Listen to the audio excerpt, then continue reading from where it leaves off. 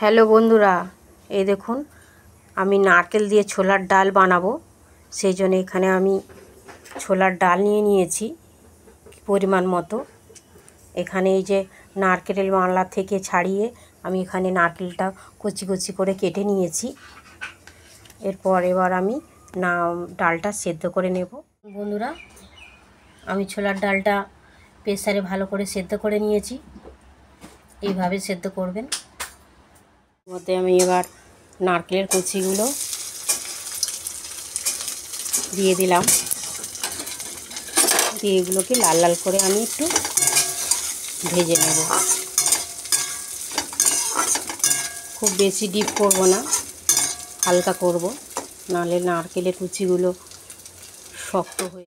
নারকেলগুলো আমি হালকা করে ভেজে নিয়েছি।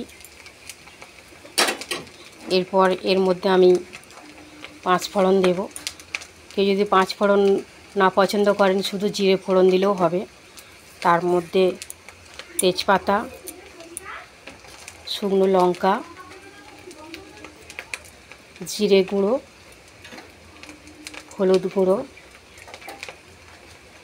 লবণ স্বাদ মতন, আর স্বাদ মতন চিনি দিয়ে ভালো করে এটা মিশিয়ে নেব।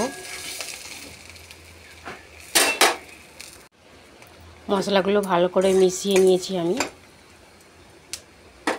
এবার এর মধ্যে সেদ্ধ করা ছোলার ডালটা দিয়ে দেব।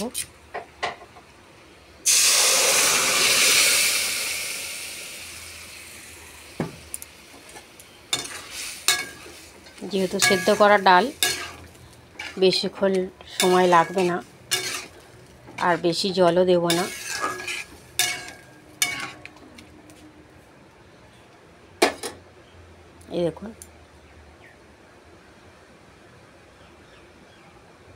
এই দেখুন, ছোলার ডাল আমার রেডি হয়ে গেছে।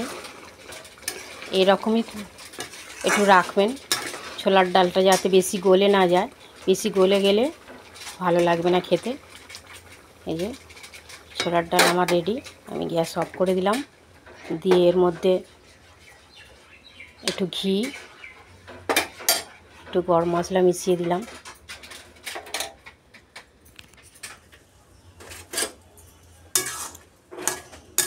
রেডি গরম গরম নারকেল দিয়ে ছোলার ডাল। এইভাবে বানিয়ে দেখবেন, খুব সুস্বাদু, খুব টেস্টি হয়।